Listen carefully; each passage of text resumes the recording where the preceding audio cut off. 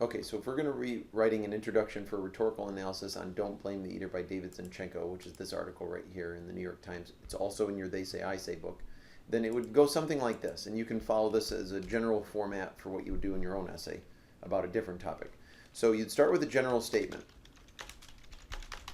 And the general statement's goal is to orient the reader to introduce them to the topic. So you'd say something like fast food labeling laws are often discussed in conversations about the obesity epidemic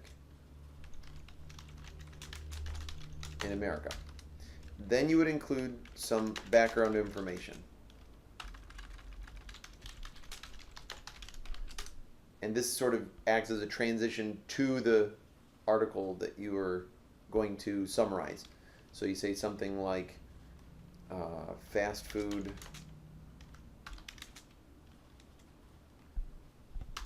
is not required by law to put packaging, to put nutritional labels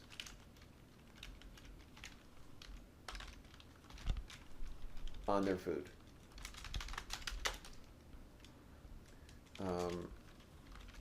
Like food, unlike food in a grocery store.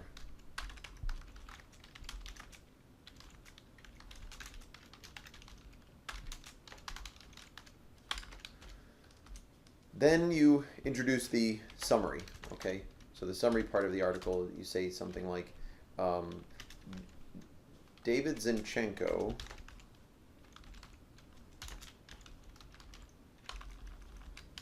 in his article, Don't Blame the Eater, discusses this issue and whether or not the writer, or whether or not the fast food industry is responsible for people's obesity. Okay, so you have your summary, and this is just the beginning of the summary. So you would then include some of the main ideas and also important details of the article, and somewhere in there you should mention the audience. Who is this person writing to? And once you've done that, then you can summarize the strategies used by the writer. So for example, Zinchenko, and you use the last name because you're not buddy-buddy with the author, you don't know them on a first name basis. Zinchenko uses many different strategies to persuade his audience. For example, I could actually do something like this, such as statistics, emotion, and credibility.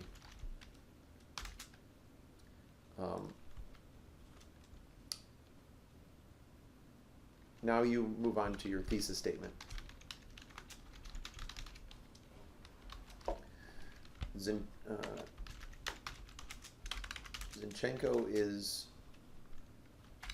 Zinchenko effectively persuades his audience to believe fast food companies are at least partly responsible for the obesity epidemic, using emotion and credibility.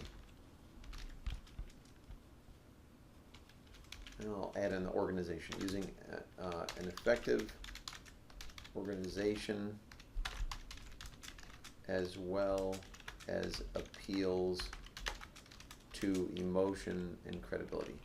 Now, I like to have thesis statements that mention maybe something that's critical. So if you're going to say an author did a good job persuading the audience, maybe look for something that maybe they didn't do very effectively. I just think it shows that you've got critical thinking skills if you're able to see the forest for the trees. So I might say, despite his misleading use of statistics, Danchenko effectively persuades his audience to believe fast food companies are at least partly responsible for the obesity epidemic using an effective organization as well as appeals to emotion and credibility. So this is going to be my monkey wrench paragraph, I like to call it, and I'm going to write about something that kind of goes against the rest of the idea, but it's there to show that I haven't just drunk the Kool-Aid on Danchenko, and I just love everything that he's saying. That I've looked at both sides of it. So then you would have a paragraph about each of these things. So like that could be one paragraph, and then using effective organization, that could be another one, and then appeals to emotion would be another paragraph, and then credibility would be another paragraph.